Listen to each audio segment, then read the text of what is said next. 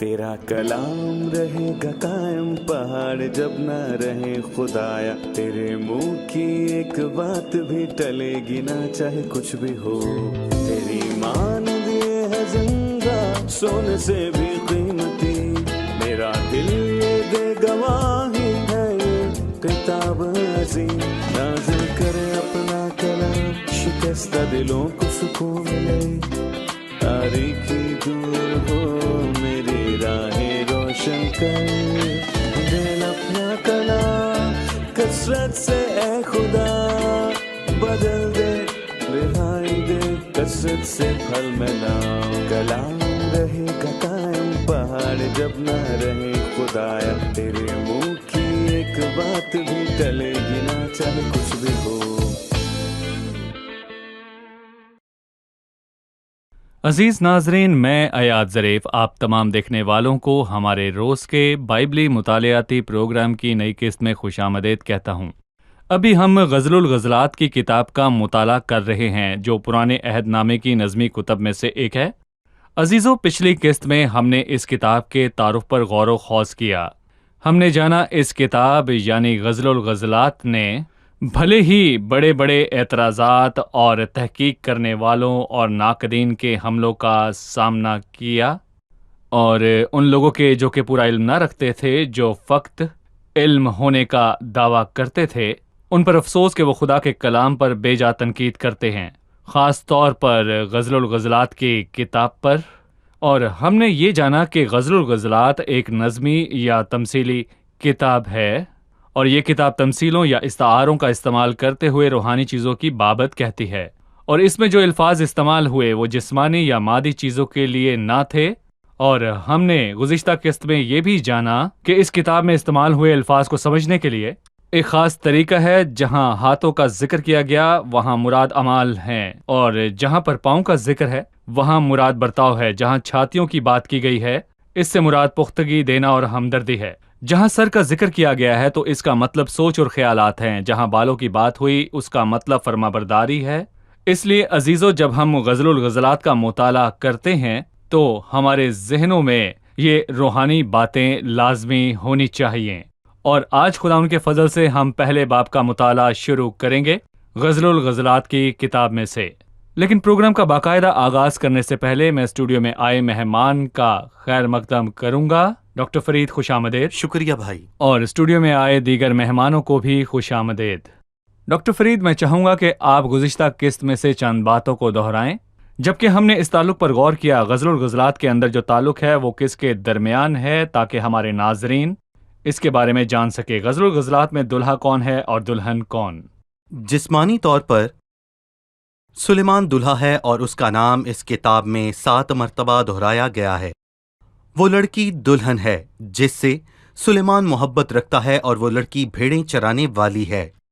और फिर ये ताल्लुक जिसको पेश करता है, मैं कहूँगा कि वो बेहद अजीम है। मतलब कि खुदा की उसके लोगों के लिए मोहब्बत जो पुराने अहदनामे में ज़ाहिर होती है, क्योंकि इसे उस मोहब्बत से तशबीह दी गई है जो एक दुल्हा अपनी दुल्हन से रखता है। और फिर नए अहद नामे में भी मसीह की कलीसिया के लिए मोहब्बत को दुल्हा की दुल्हन से मोहब्बत को तशबीह दी गई है। और इसमें हम मसीह की मोहब्बत को ईमानदार होते हुए इनफरादी तौर पर भी देख सकते हैं। और ग़ज़लुल ग़ज़लात इन तमाम बातों की अक्कासी करती है। ये यहूदा और उसके ज़मीनी लोगों के दरमियान ताल्लुक़ का एक अक्स है, और ये मसीह के कलीसिया से ताल्लुक़ का भी अक्स है। रूहानी तौर पर निजात याफ्ता और छुड़ाई हुई इंसानी जान का एक अक्स है जिसका ताल्लुक़ अपने खुदावंद से है। ये खुदावंद और उसके लोगों के जो उसके पास उस बड़ी मुसीबत के बाद लौट कर आएंगे दरमियान ताल्लुक़ का भी एक अक्स है। उस कौम का जो उसके पास तौबा करके मुस्तकबिल में लौटने वाली है। और एक खास बात बताई कि एक दुल्हा और उसकी दुल्हन के दरमियान एक ताल्लुक़ है, मुसलसल और दायमी मोहब्बत का ताल्लुक़। भाई, इस हिस्से के सच्चाई का जिक्र मैं फिर से करना चाहूँगा। इसका दरअसल मतलब ये है कि अगर हम इस दवाजी जिंदगी में हैं और अगर हम दुल्हा और दुल्हन के ताल्लुक ही को लें तो ये मोहब्बत की बुलंदतरीन किस्म है जिसकी 3 वजूहात हैं और इस शक्ल को बिगाड़ा जा चुका है। और ये बात बताना बहुत ही ज़रूरी है। पहली बात, ازدواج ایسا تعلق ہے جو محبت پر قائم ہے، نہ کہ شہوت اور خواہشات کی تقسیم پر۔ اگر محبت غائب ہو جائے اور شہوت باقی رہے تو تعلق میں حیوانیت آ جاتی ہے۔ دوسری بات، ازدواجی تعلق کی خاصیت اس کا ذاتی ہونا ہے، اس لیے مرد اپنے ماں اور باپ کو چھوڑے گا اور اپنی بیوی سے ملا رہے گا، اور یہاں کوئی تیسرا نہیں جو ان میں مداخلت کر سکے۔ مرد عورت سے بیاہ کرتا ہے، یہ نہیں کہ ایک مرد کے ساتھ بہت سی عورتیں اور نہ ہی ایک عورت کے ساتھ بہت سے مرد ہوں۔ اور تیسری بات، ازدواجی تعلق ایک مسلسل تعلق ہے، وہ ایسا اکٹھ نہیں جو محدود مدت کے لیے ہو اور پھر اس کے بعد علیحدگی ہو جائے۔ اگر ہم ان باتوں کو مد نظر رکھیں تو ہم ازدواجی زندگی کے مقدس ہونے کو سمجھ سکیں گے، جس طور پر خدا نے اس کو قائم کیا ایک عورت اور ایک مرد کے بیچ، جو کہ دلہا اور دلہن بنتے ہیں۔ یہاں ہم ایک وقفہ لیں گے، پھر میں آپ سے غزل الغزلات کے مطالعے کے مختلف طریقہ کار کے متعلق سوال کروں گا کہ عالم، محققین، یہاں تک کہ ناقدین اس کتاب کو کس نظر سے دیکھتے ہیں، لیکن یہ ہم جانیں گے ایک وقفے کے بعد۔ ناظرین، ملتے ہیں ایک چھوٹے سے وقفے کے بعد، ہمارے ساتھ رہیے۔ آئیے دوستو، مقدس پولی کریب کے آخری الفاظ کو سنیں۔ اے ہمارے شفیق باپ، ہمارے مبارک خداوند یسوع مسیح کے باپ، تیرا شکر ہو کہ تو نے مجھے یہ دن دکھایا اور یہ لمحہ عطا کیا کہ میں ہزاروں شہیدوں کے درمیان اپنا حصہ اور اپنا بخرا حاصل کر سکوں۔ اے باپ، میں تجھے جلال دیتا ہوں خداوند یسوع مسیح، کیونکہ میرا تجھ سے ایسا قریبی تعلق ہے کہ میں اپنی زندگی کو کچھ نہیں سمجھتا۔ اگر وہ تیری گواہی کے بدلے میں قربان ہو جائے، وہ لمحات کیسے لطیف ہیں جبکہ میں تیرے سامنے کھڑا ہوتا ہوں اور سب کے سامنے تجھ سے اپنی محبت اور قریبی تعلق کا اظہار کرتا ہوں۔ میری روح کو قبول کر، اے سب چیزوں کے خالق۔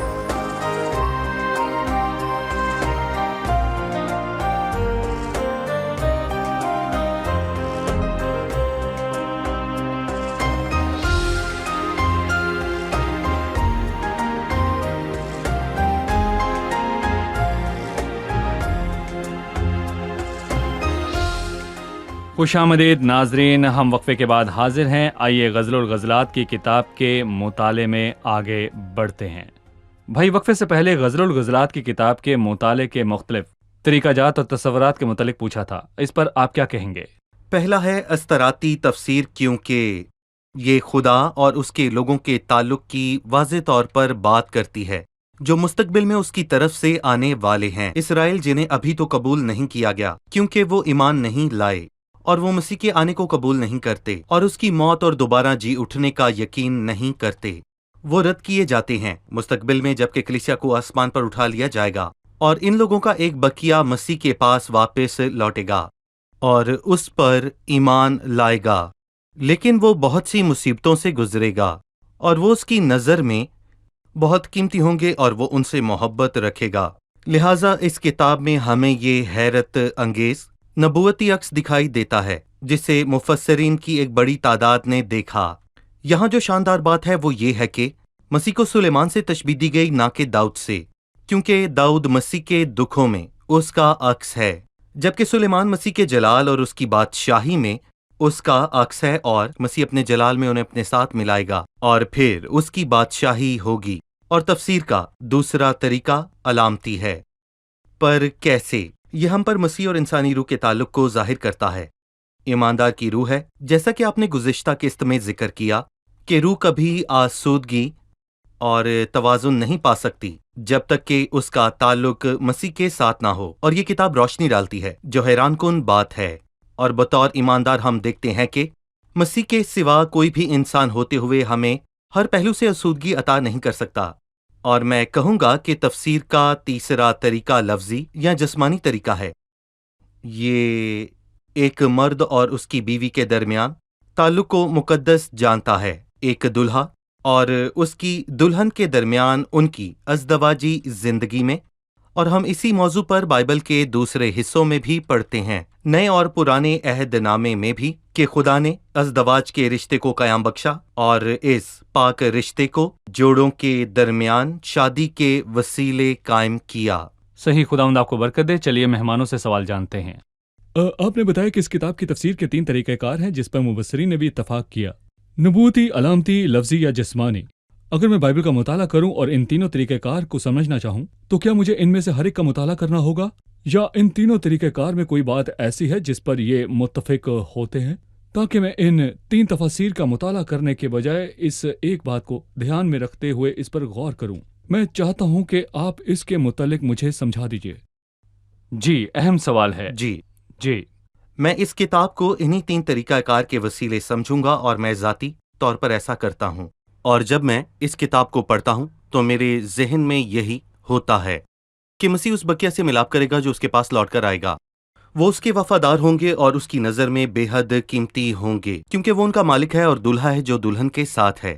اور آج ہم اسے اپنے لیے ضرور دیکھیں گے، اور وہ مجھ میں کن خوبیوں کو دیکھنے کا منتظر ہے تاکہ وہ مجھ میں مسرور ہو، جیسا کہ آپ نے پہلے ذکر کیا کہ وہ مجھ سے ایسی آنکھوں کی توقع کرتا ہے جو فہم سے بھری ہوں، اور ایسی چھاتیوں کی جو اوروں کو محبت اور خیرات دیتی ہیں، ایسا برتاؤ جو اس کو جلال دے۔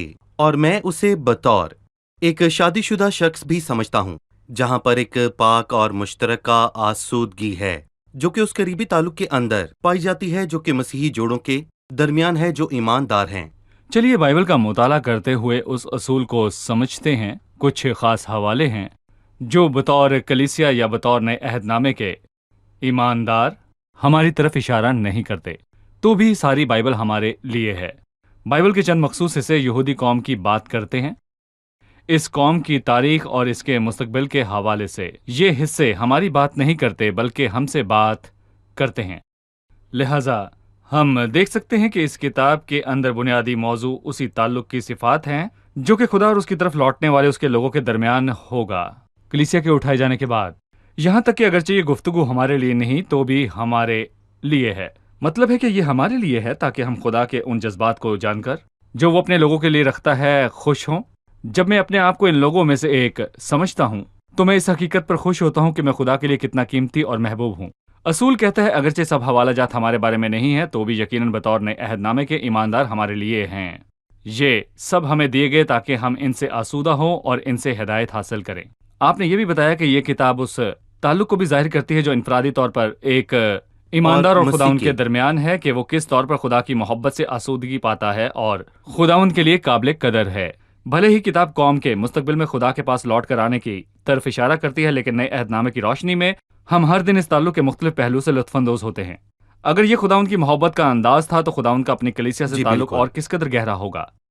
ڈاکٹر فرید، اب میں چاہوں گا کہ پہلی 2 آیات پر غور کیا جائے۔ سلیمان کی غزل الغزلات، وہ اپنے منہ کے چوموں سے مجھے چومے کیونکہ تیرا عشق مہ سے بہتر ہے۔ ہم نے تعارف میں پہلی آیت پر غور کیا کہ مصنف سلیمان ہے۔ جی، سلیمان، اور کتاب غزل الغزلات کہلاتی ہے۔ دوسری آیت یوں شروع ہوتی ہے کہ وہ اپنے منہ کے چوموں سے مجھے چومے۔ اس کی شروعات چومنے سے ہوتی ہے۔ آپ اس چومنے میں اور اس عشق میں جو میں سے بہتر ہے کیا دیکھتے ہیں؟ میں نے پچھلی قسط میں ذکر کیا ہے کہ اس کتاب کی تقسیم کے مطابق یہ پہلا حصہ ہے جسے ہم نے محبت کے یقین کا عنوان دیا ہے۔ دلہن دلہے کی اس کے لیے محبت پر یقین کرنے کو بےتاب ہے۔ کیونکہ کچھ بھی کسی کو اس سے زیادہ تحفظ کا احساس نہیں دلا سکتا جتنا محبت پر یقین دلا سکتا ہے۔ غیر مشروط محبت، بے لوث محبت۔ اور یہاں پر دلہن واضح طور پر کہتی ہے وہ مجھے چومے، وہ کون ہے؟ اور کہتی ہے میرے ذہن میں ایک ہی ہے جس کے چومنے سے مجھے خوشی ہوتی ہے۔ اور بائبل میں ہمیشہ چومنے کا مطلب 2 لوگوں کے درمیان پاک اور حقیقی محبت ہے، اور میں کہوں گا کہ یہاں پوری بائبل میں ایسا ہی ہے۔ اور مثال کے طور پر وہ خوبصورت تمثیل جو مسیح نے سنائی کہ ایک بیٹا لوٹ کر محبت کرنے والے باپ کے پاس واپس آتا ہے۔ لوکا 15 میں لکھا ہے کہ اسے دیکھ کر اس کے باپ کو ترس آیا اور دوڑ کر اسے گلے لگایا اور اسے چوما۔ وہ اسے چومتا ہی گیا گویا وہ اسے بتا رہا تھا کہ تو میرا پیارا ہی رہے گا، تو نے بھاگ کر غلط کیا تو بھی تو میرا پیارا ہے، میں تجھ سے محبت رکھتا ہوں، میں تیری ماضی کی خطاؤں کو معاف کرتا ہوں۔ یعنی چومنا بڑا شاندار ہے۔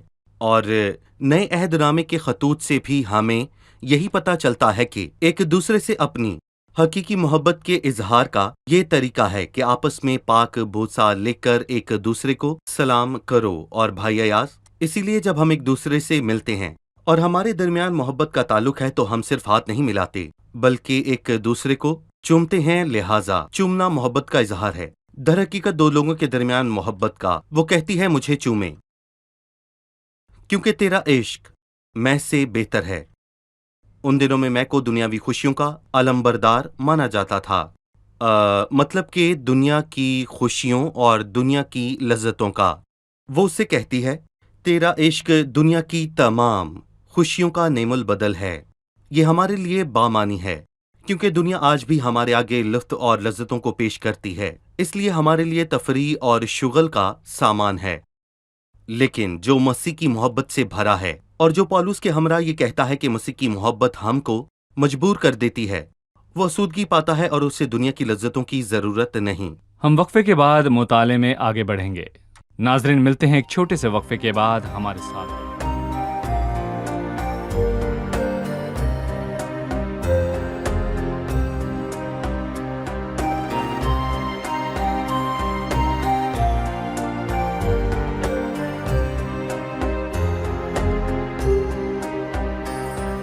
وقفے کے بعد حاضر ہیں، آئیے غزل الغزلات کی کتاب کے پہلے باب کے مطالعے میں آگے بڑھتے ہیں۔ لیکن پہلے سوال۔ میرا ایک سوال تیسری آیت کے حوالے سے ہے۔ لکھا ہے تیری خوشبو عطر لطیف ہے، تیرا نام عطر رختہ ہے، اس لیے کنواریاں تجھ پر عاشق ہیں۔ اس آیت سے کیا مراد ہے؟ تیرے عطر خوشبو لطیف ہے، تیرا نام عطر رختہ ہے، اس لیے کنواریاں تجھ پر عاشق ہیں۔ جی، اس آیت سے کیا مراد ہے؟ دیکھیں بھائی، عطر کو ہم آج کے دور میں پرفیوم کہتے ہیں، یا کوئی خوشبودار شے یا پھر کوئی خوشبودار چیز جس کو ہم کپڑوں پر چھڑکتے ہیں تاکہ جب دلہن دلہا کے قریب جائے تو وہ خوشبودار ہو۔ اور یقیناً یہاں ایک تمثیلی بات ہے۔ اور یہ لطیف خوشبو کیا ہے؟ جب ہم چاروں اناجیل میں مسیح کے متعلق پڑھتے ہیں، یا جب ہم مسیح کی تعلیمات اور اس کی باتوں اور اس کے کاموں کے متعلق پڑھتے ہیں کہ اس نے غریب کے ساتھ کیا کیا، تو گویا یہ عطر کی خوشبو ہے، مطلب کہ اچھے کام کی خوشبو ہوتی ہے۔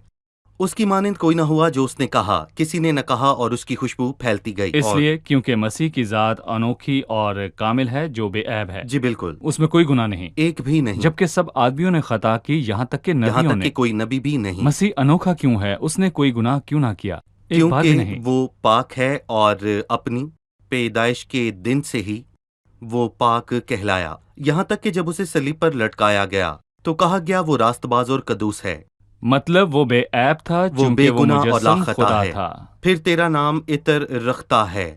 صحیح۔ جی، اور پھر میں یہ کہوں گا کہ اس کے جیسا کوئی نہیں۔ لہٰذا تیرے عطر کی خوشبو لطیف ہے، یہ ہمیں مسیح کی صفات اور اخلاقیات کے متعلق بتاتا ہے۔ مسیح کی صفات کے صحیح۔ نام سے انسان کی قدر اور اس کے تمام اختیارات کا پتہ چلتا ہے۔ مثلاً جب مسیح نے نئے عہد نامے میں یہ کہا، تم میرے نام سے باپ سے جو کچھ مانگو گے تمہیں ملے گا۔ نام کا مطلب کیا ہے؟ وہ اس کے اختیارات اور اس کی قدر کی طرف اشارہ کرتا ہے۔ دلہن کہتی ہے میں جان گئی ہوں کہ تو انمول ہے، عطر رختہ ہے، یہ ایسا بیش قیمت عطر ہے، بلکہ وہ کہتی ہے انمول ہے، اور پھر اس کے تھوڑی دیر بعد ساتھ ہی وہ کہتی ہے کہ تو عطر رختہ ہے، مطلب کہ تجھ جیسا کوئی نہیں، اس لیے کنواریاں تجھ پر عاشق ہیں۔ کنواریاں دراصل وہ ہیں جو روحانی پاکیزگی میں رہتے ہیں۔ روحانی پاکیزگی کیا ہے؟ میں متضاد بتاتا ہوں۔ یہ روحانی زناکاری کا متضاد ہے۔ خدا نے ماضی میں اپنے لوگوں کو روحانی زناکاری کے لیے مجرم ٹھہرایا، انہوں نے غیر معبودوں کی پرستش کی، اور پھر متضاد یہ ہے کہ جنہوں نے خود کو دنیا اور اس کے معبودوں سے الگ کیا اور اپنے محبوب سے لپٹی رہیں، وہ کنواریاں ہیں۔ اور میں نے ایک ہی شوہر سے تمہاری نسبت کی ہے تاکہ تم کو پاک دامن کنواریوں کی مانند مسیح کے سامنے حاضر کروں، جو کہ کلیسیا ہے۔ پاکیزگی اور کنوارا مسیح کی وفاداری کو پیش کرتا ہے۔ اس آیت میں میری توجہ اس بات پر گئی کہ تیرا نام، آپ نے کہا کہ نام سے مراد کسی کی قدر، اس کی اہمیت ہے۔ تیرا نام عطر رختہ ہے، اس سے کیا مراد ہے؟ واضح طور پر صلیب پر یہ عطر انڈیلا گیا، یہ عطر بہایا گیا، ہم نے اسے دیکھا، उसकी सारी कदर व अहमियत उसकी सलीबी मौत से जाहिर होती है, उस नाम का मतलब यीशु है। यीशु नाम का क्या मतलब जो है? अपने लोगों को उनके गुनाहों से निजात अपने देगा। लोगों को उनके गुनाहों से निजात दिलाने के लिए उसे सलीब पर सलीब मरना पड़ा। नाकाबिल ये तरमीम इतर थी। सलीब पर उंडेला गया। यीशु, उसका नाम यीशु है जिसका इतर उंडेला गया। इसलिए कंवारियां तुझ पर आशिक हैं।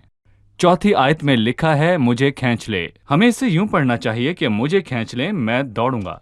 पर वो कहती है मुझे खींच ले, हम तेरे पीछे दौड़ेंगी। इससे क्या मुराद है?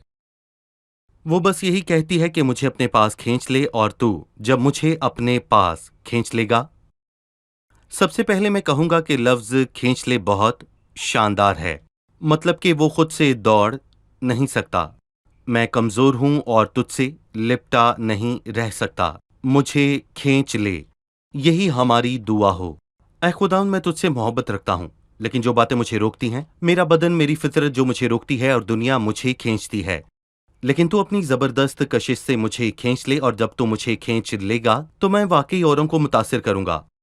सो हम तेरे पीछे दौड़ेंगी, ना कि मैं दौड़ूंगी, और बाकी सब मुझसे मुतासिर होंगे, और मैं उनके लिए बाइसे बरकत होंगी, और मैं तेरी तरफ खींची चली जाऊंगी। और यूहन्ना पहले बाब में बड़ा शानदार वाकया है कि यूहन्ना बपतिस्मा देने वाले के 2 शागिर्द मसीह के पीछे चले आए। उन्होंने उसे कहा, रबी तू कहाँ ठहरा है? उसने उनसे कहा, चलो देख लोगे। सो वो आए और उस दिन उसके साथ रहे।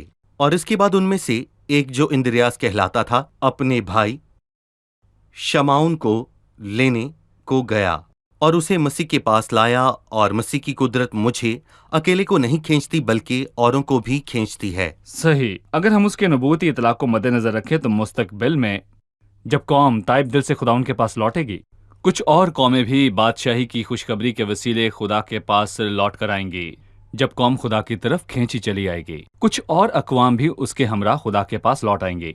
जहां तक मौजूदा इत्तलाक की बात है, नए अहदनामे की रोशनी में जब हम में से हर एक खुदावंद की गवाही औरों के सामने देता है, और जबकि हम उसकी तरफ खींचे हैं, लोग इससे मुतासिर होते हैं और खुदावंद से मोहब्बत करने लगते हैं हमारी तरह। मैं चाहूंगा कि आप इसके मुतालिक बताएं कि बादशाह मुझे अपने महल में ले आया, हम तुझ में शादमान और मसरूर होंगी, हम तेरे इश्क का तस्करा मैं से ज्यादा करेंगी, वो सच्चे दिल से तुझ पर आशिक हैं। बादशाह मुझे अपने महल में ले आया। उसने उसे कहा, मुझे खींच ले, और उसने उसे जवाब दिया, सादकों की मुराद पूरी होगी। और जब भी हम खुदावंद के तालिब होते हैं तो वो भी हमारा तालिब होता है, मुंतजिर होता है, और वो हमें अपने महल में लाता है। और ये उसकी जाती और शाही आरामगाह है। जाती आरामगाह, इसका मतलब ये है कि हम उसके तालिब होते हैं और वो हम पर अपने मुतल्लिक और बातें जाहिर करता है। लिहाजा हमें महसूस होता है कि हम उसमें गहरे हो गए हैं, हम उसे ज्यादा जानते हैं, हम उसे मजीद दरियाफ्त करते हैं और कलाम में गहरे होते हैं, और हम उसके महल में जाते हैं। हम तुझ में शादमान होंगे और हम तुझ में मसरूर होते जाते हैं, और हम तेरे इश्क का जिक्र मैं से ज्यादा करेंगी, जैसा कि उसने कहा कि तेरा इश्क हमारे लिए बेहद खूबसूरत है। फिर वो उससे कहती है, वो सच्चे दिल से तुझ पर आशिक है। यानी वो सिर्फ अल्फाजों से तुझसे मोहब्बत नहीं रखते बल्कि इतराफ करते हैं। हम प्रस्तिश में अक्सर कहते हैं, खुदावंद मैं तुझसे प्यार करता हूँ, कहते हैं ना, लेकिन हमें अपने आप से पूछना है कि जो कुछ हम कहते हैं क्या वो फक्त अल्फाज हैं या उनमें कोई सच्चाई है। सही। डॉक्टर फरीद, हम तुझ में शादमान और मसरूर हैं, इसके मुतालिक हमें बताएं। महल में दुल्हा और दुल्हन के ताल्लुक के लिए मैं अमली तौर पर कहूँगा कि ये आबिद और माबूद का ताल्लुक है। बहुत से लोग आबिद और माबूद के इस ताल्लुक के अंदर खुशी और मसरत को महसूस नहीं करते। जब वो दुआ करने को खड़े होते हैं तो खौफजदा और दहशतजदा होते हैं। उन्हें लगता है कि ये खौफ ही दीनदारी और ताजीम है। लेकिन ये आयत हमें आबिद और माबूद के ताल्लुक के मुतालिक बताती है कि जिस ताल्लुक में शादमानी और मुसरत है, हमें इसके मुतालिक बताइए।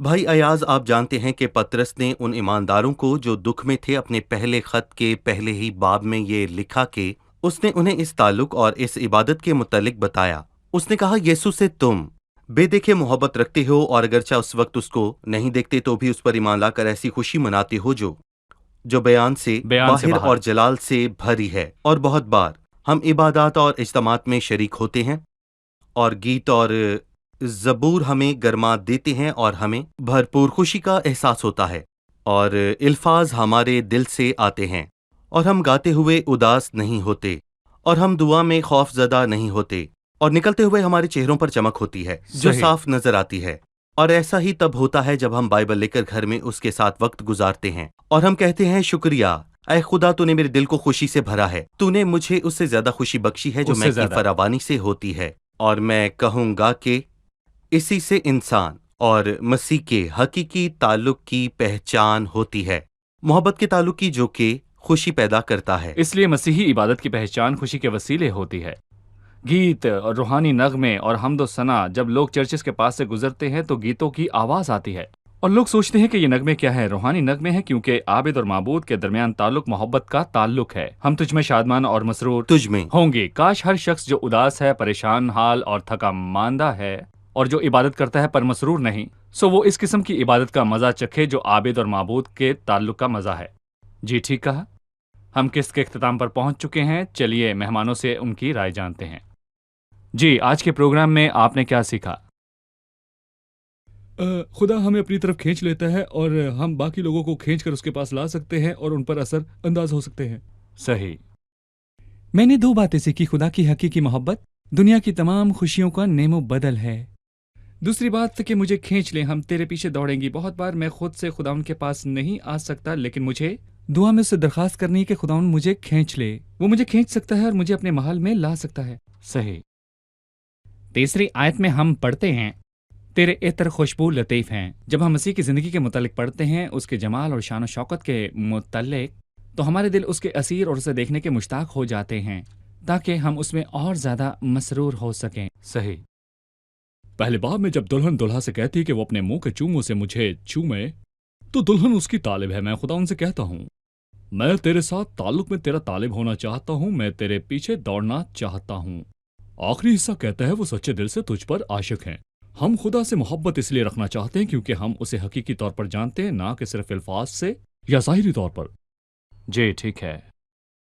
خداوند کی صفات اس کی شیرنی اور محبت کے باعث ہم اس سے کہہ سکتے ہیں کہ وہ سچے دل سے تجھ پر عاشق ہیں، تو واقعی ہماری محبت کے لائق ہے کیونکہ پہلے تو نے ہم سے محبت رکھی۔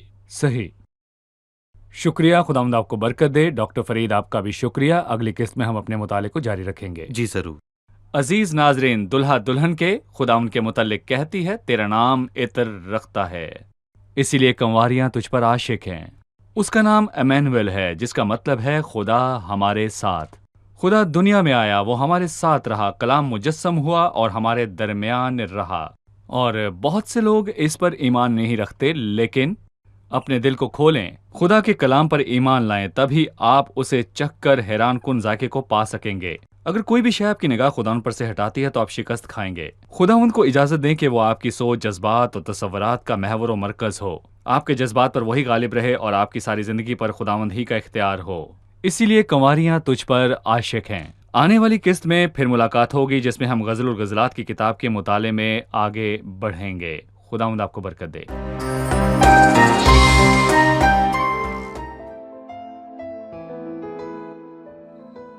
تیرا کلام رہے گا قائم، پہاڑ جب نہ رہے خدایا، تیرے منہ کی ایک بات بھی ٹلے گی نہ، چاہے کچھ بھی ہو۔ تیری مان دیے ہے زندہ، سونے سے بھی قیمتی، میرا دل یہ دے گواہی ہے، یہ کتاب عظیم نازل کرے اپنا کلام، شکستہ دلوں کو سکون ملے، تاریکی دور ہو میری راہیں روشن کر، دل اپنا کلام کثرت سے اے خدا بدل دے، رہائی دے کثرت سے پھل ملاؤ۔ کلام رہے گا قائم، پہاڑ جب نہ رہے خدایا، تیرے منہ کی ایک بات بھی ٹلے گی نہ، چاہے کچھ بھی ہو۔